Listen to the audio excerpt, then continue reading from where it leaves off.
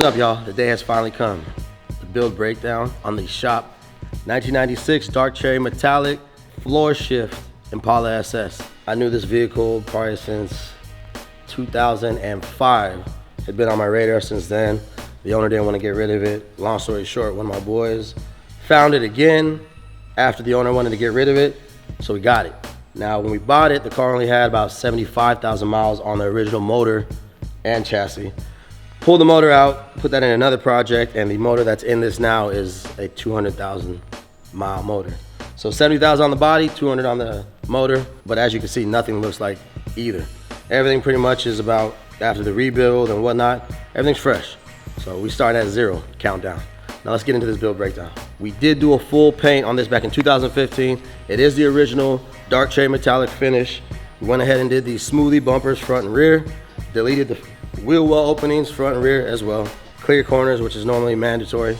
Something that we do with, well, not we do, I'd like to do with all our builds is delete the wipers. So we made this custom wiper cowl as well. If anybody's looking for one, hit us up, we'll get you right. De-chromed all the vehicle because basically I wanted the only chrome to be on the wheels, which you can see. So we went ahead and got all the window trim done in a gloss black. Can't remember where I got these from, but the Impala SS Signia, that's pretty much the only thing that is custom on the body besides bumpers. Everything else wanted to be all OG. All right, the stance is exactly how I wanted it to. Kind of was going back and forth between 22s and 24s, but as the time we finished the build, it was mandatory to do 24s because I was out on Van Nuys Boulevard. I forgot who it was, but somebody had it was like a Mr. Chrome Impala SS on 24. So like, changed my mind right away. And as you see, that's how the vehicle is. All right, so on the interior of this vehicle, I wanted to keep everything pretty much stock. So that's what we did. We hit up a California upholstery. Now this was back in 2013, 14, and they rewrapped everything in the peanut butter leather. We did the kind of color match on the exterior of the car with the burgundy maroon carpet with the headliner and suede, the SS insignia in the burgundy as well, and then same thing on the door panels. It's got carpet that's the matching burgundy. I didn't want to do anything too flashy with it because I love how the car looks factory. Then we hit up the homie Eric at Allen Ed's, and they went ahead and finally did the exact stereo system that I wanted in this thing. Full focal components up front, coaxials in the rear, custom rear deck, which I'll take you in the back so you can see everything. So this custom rear deck with the box ported through the rear deck as well. I got to get the speaker grills on it, just realized they're not even on it right now, and then the grill for this. But there's a mesh grill that goes on these. But basically there's two 12s in the trunk, and if I have this thing knocking, the trunk doesn't rattle at all. Doors closed, you barely hear it unless you're in front of the vehicle. As soon as I open the doors, it sounds like you're in a fucking concert right there. We're gonna pop the trunk so you can see what I'm playing with.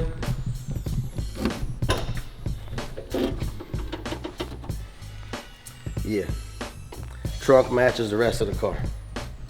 So when we pull up, I can pop the hood, pop the trunk. You see the focal amps, focal subs, the custom box, which we actually rhino lined. You can't really even tell because it's so dark, but it's the same color as the car. So I mean, there's details all around this car that like, should I forget about half the time. Door panel inserts, billet inserts. I got a billet trunk logo cover as well, which I have to install. This has been a long progress. This car's been getting worked on now for almost close to 10 years. But obviously, this is the shop vehicle, so it takes back burner to all the clients' projects, just so you know. That's why it took the lengthy time, but now we're able to have some fun, so. Okay, now to the motor side of this vehicle. The transplant is a 2006 Chevy 2500 6-liter. This actually came out of a work truck. Yes, I know everyone's gonna frown upon it. One of our neighbors had a truck. He pretty much donated to us after getting a newer one. We pulled it out. Yes, the motor has probably near 200,000 miles on it. And all we did to this is we did basically all the top end. We didn't rebuild the heads or anything like that, but it's got a comp cam, stage 2 cam. So new valves, seals, head gaskets, valve cover. Obviously we're running an LS3 intake manifold with spacers to adapt it to the heads. A Vortec V3 blower. I can't remember the injectors we're running on this thing, but basically on the dyno she made about 520, 550 to the wheels, which was good for this heavy ass vehicle. See what else? We did all the custom piping. Seen another car at Simi one time that had something like this and it stuck out of my head. and I always wanted it to kind of be like a mirror image, so that's what we ended up going with here. And then as we dress up every motor we do, painted the block, painted the intake manifold, valve covers, and then as you see, all this nice polish under the hood. As far as the fuel system, we're running a CTSV fuel system, Holley rails. We have factory coil packs, Granatelli wires. This is the LS3 throttle body as well, and mat. Actually, let me also rephrase that. We're running the Holley serpentine system as well. The vehicle is not running AC currently because, in my mind, I love this Cali weather, windows down all the time. We could adapt for AC, but I was trying to have some fun with this at the track, so we'll leave it like this for right now and see what she does. Full stainless lines all the way through. The intercooler setup for this blower was a little tricky. We had one here sitting for damn near 8 years, a vehicle that totaled out. It was a STS front mount intercooler, which helps this out phenomenally. And then we are running a Champion 3-row radiator, 2 puller fans on the back side, and then we're running a pusher fan on the front, because what I wanted to do with this car, I had to make sure it kept cool. The last car I had, it's Monte Carlo, let's just say it overheated and she's no longer here.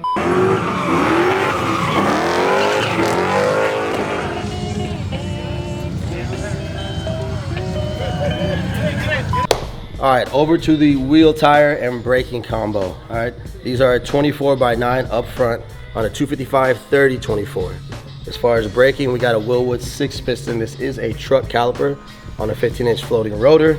The offset of the wheels, I can't exactly remember, to be honest with you. Wheel, I always like spokes on all my vehicles, so went with this one. A little directional. Wanted to have that color match windows to the body of the car. Brush face, chrome lip, gotta have that contrast. On the back, we are also running the Wilwood caliper setup. This is a 4-piston big brake caliper with a 15-inch floating rotor as well. The wheels on the back are 24x10.5. Been a hell of a time getting a wheel that was able to fit to clear the calipers. Most of the Wilwood calipers are either a 4 or 6 piston, but a smaller pot, so it sits in further. Once again, this is a truck setup, so it pushed the wheel out substantially.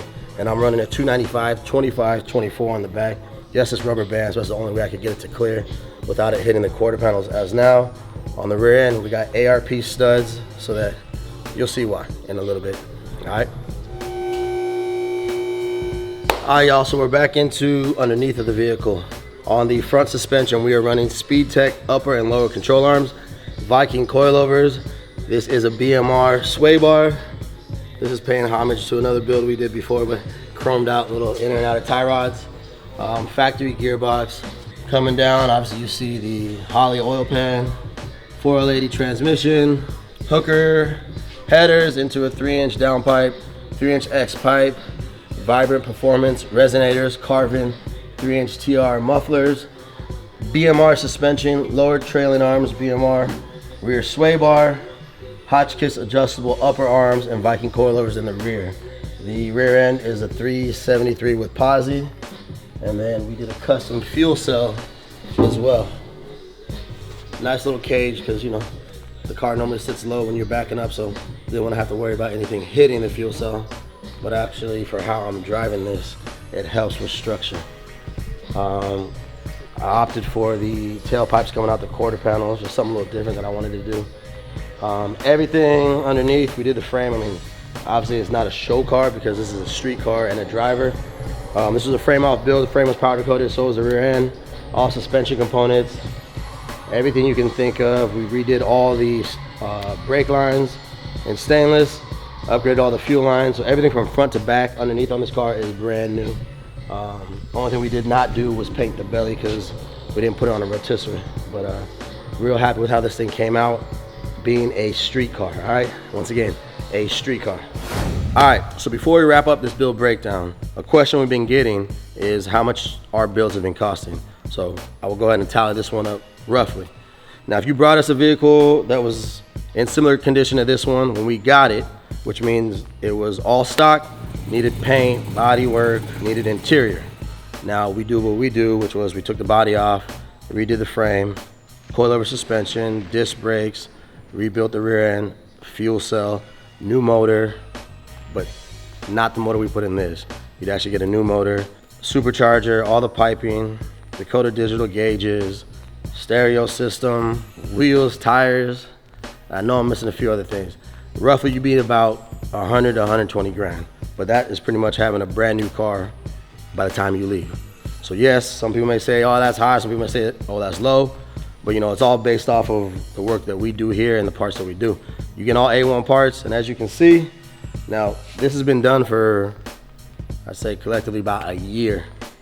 So it does have some road miles on it. Yes, it has some little bumps and bruises, but it's not a show car. This was actually a street car. Started off as a show car, but none of my cars are done for that. So enjoy. Peace, I'm out.